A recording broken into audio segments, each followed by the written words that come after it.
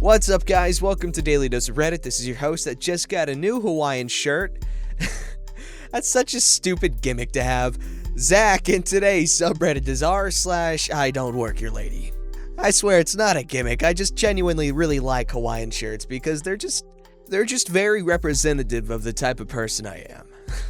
Alrighty, this story's called This Isn't Your Pizza, Ma'am. In our area, there are no zoning laws, so we have homeowners associations, HOAs. Blech. That way, a bar can't be built next door to your dream house. You pay an annual fee and there are amenities, like maybe a park and a pool. The HOA contracts with a company for lifeguarding and pool cleaning to avoid liability. Here's the cast. My daughter, the lifeguard.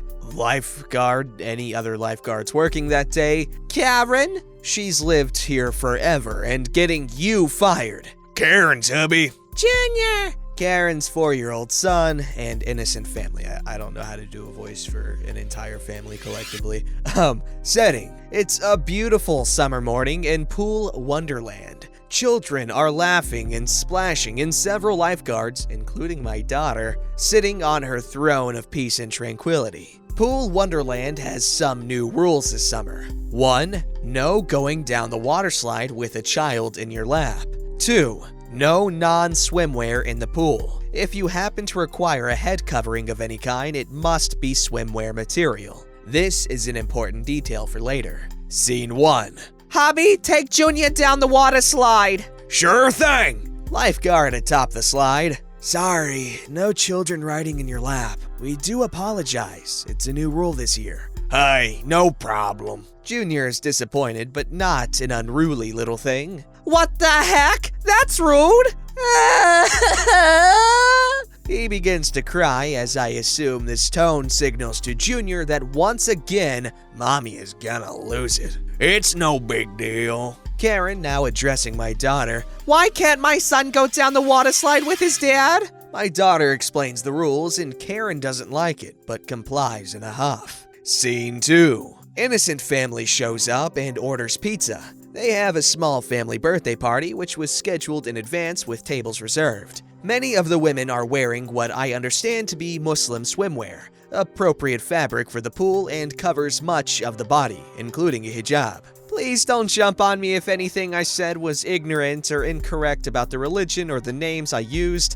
I'm merely trying to paint a picture. I mean no offense and hope none is taken, but polite corrections or constructive comments are always welcome. Buddy, it's okay. Innocent family decides to get into the pool. Karen also gets in the pool, wearing a t-shirt and some shorts. Ma'am, I'm sorry, but you will have to get out of the pool. You can't wear that in the water. Excuse me, I pay for the privilege to swim here, and you cannot tell me what to wear. It's a new rule this year. We can't allow people to wear cotton fibers in the water because it messes up the plumbing. What about them?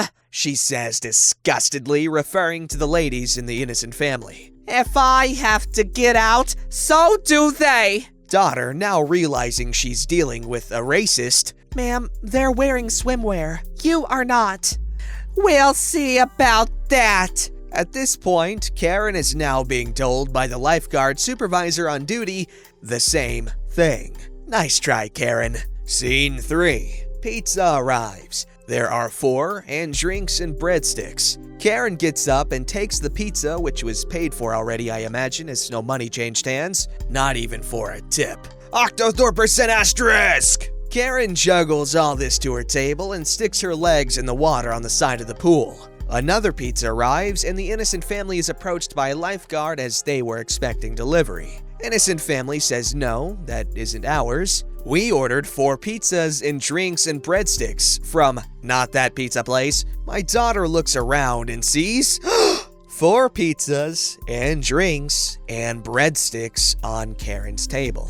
I bet I know who this belongs to. Let me help you. She's thrilled after Karen has been such a nasty octo-4% exclamation asterisk. She didn't even say anything. Daughter walked to the table, set the pizza down, and helped the innocent family carry the 4 pizzas and drinks and breadsticks. Excuse me, where do you think you're going with our food? This pizza isn't your pizza, ma'am. She has the order on her phone matching the pizza place and the order. Your pizza was delivered a moment ago and on your table. Karen glances back in confusion, covering her embarrassment. It wasn't even the same delivery place. With pure rage, now yelling at daughter and demanding the police be called. Why would you call the police? You have been harassing me all day, and I know you have been staring at my son. I have lived here for years, and I'm going to the HOA board to have you fired.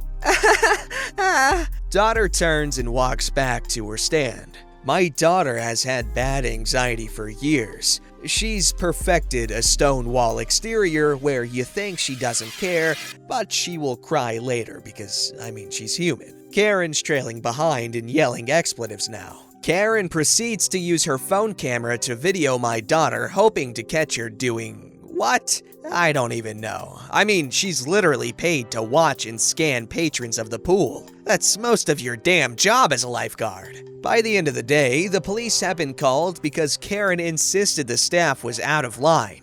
Karen's disruptive behavior has actually bothered other patrons, mostly the innocent family, as ugly comments about swimwear were overheard and made them uncomfortable. It was following guards and taking cell phone video that actually got Karen and her family kicked out. Many lifeguards are minors, and this made the staff uncomfortable. Not to mention, it's ludicrous to be distracting a first responder from their job.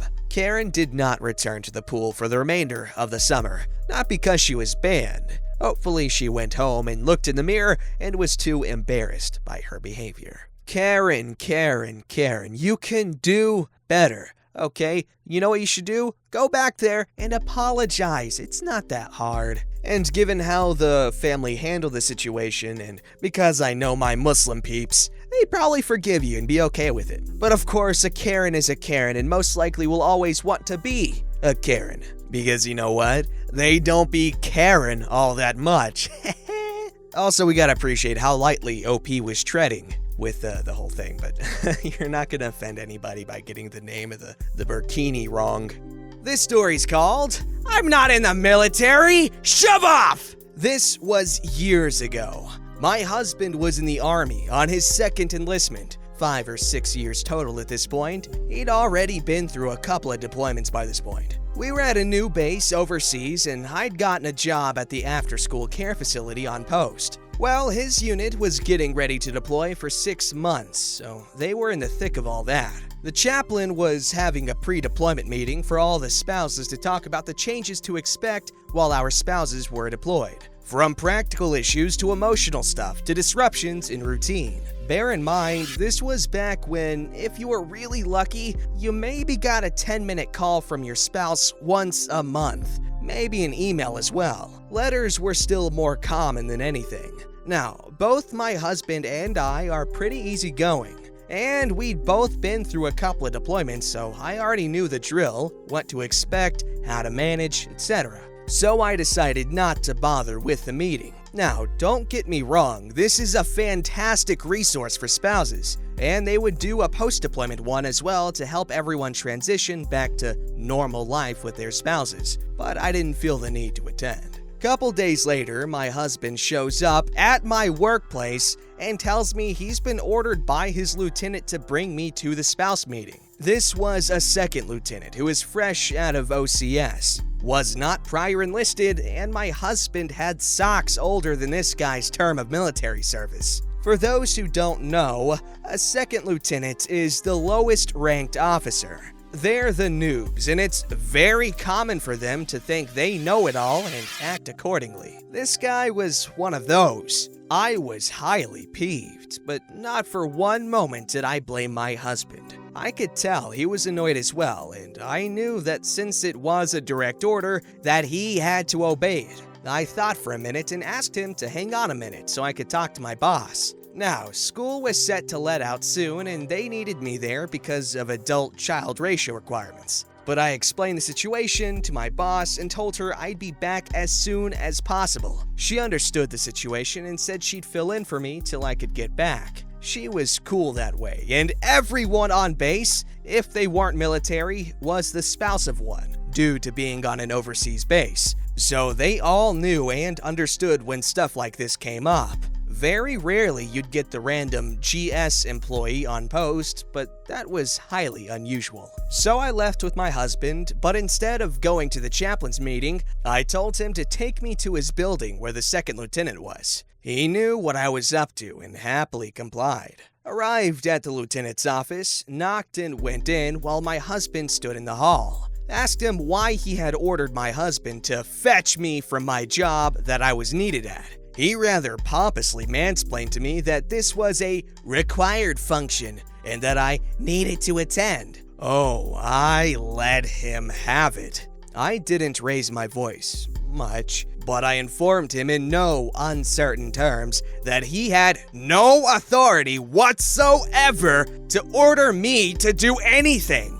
I was not in the military, not subject to his whims, and while he may be able to order my husband to come get me, he could not order me to go to this meeting. He tried interjecting at this point to say that I needed to go so that I would learn stuff about how to handle my husband being on a deployment. At this point, I nearly blew my top. I've spent more time with my husband being in the field and on deployment than you've spent in the military! My husband does not own me. He cannot force me to do anything, and neither can you. I will not be attending this meeting, and you will not force my husband to take me there. I am going back to my job, and if I hear that you tried to make his life miserable because of it, so help me, I will go up your chain of command and make sure you regret it. Now, the building was not full, but it wasn't quite empty either. Oh, and the higher-ups were in their offices pretty close by.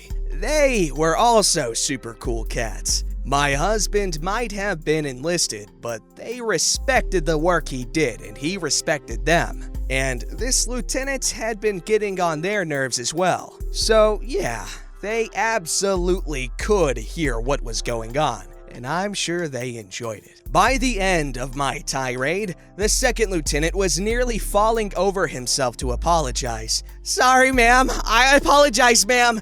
It won't happen again, ma'am. He knew he was in the wrong, and by this point, he also knew I'd make a right royal stink if he tried to make me do anything, or tried to punish my husband for my actions, or lack thereof. I left and my husband took me back to my job, grinning like a fool. I was still pretty enraged at this point, but was cooling off pretty rapidly. For a few weeks afterward, I actually was concerned that there might be fallout for my husband because of what I did, but there wasn't. At least not more than the usual beaver sausage he dealt with on a daily basis. It was one of the most satisfying moments of my life. Like I said, I'm pretty laid back normally, but I will get steamed on other people's behalf. The problem is that I almost never have the opportunity or the right to get involved, and I recognize that sometimes doing so would definitely make bad worse. So having this opportunity was just golden.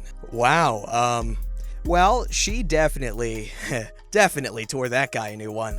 Alright, this story's called The Double I Don't Work Here Whammy. On mobile, formatting will suck, typos will happen. Late 2000s. Background. I'm shy about jack squat. I work in healthcare tech, and I was a hospital volunteer growing up. Periods don't bother me. Squeamish men can piss up a flagpole as far as I care. I live near a mall, a big one, 3 floors with 4 anchor stores. I'm a professional, and I wear a shirt and tie to work every day. Press slacks, nice shoes, I have my work ID and maglock door card on my belt. Here's the cast. There's me, Karen 1, and Karen 2. I'm on my way home, and my wife calls, asking if I will pick up feminine products, period pads, guys, for her. I swing by the mall, as it's literally 2 minutes from my exit, and I go to a big store named for something a marksman would aim at. I enter the aisle for feminine products, looking for my wife's brand of pad. No luck. I assume that I'm the moron, and so I keep looking, scanning the aisle. Where's Brand I happen to be looking for, too. No idea, ma'am. If you see any, let me know. What? You're the one who works here, not me. Why would I help you find your own products?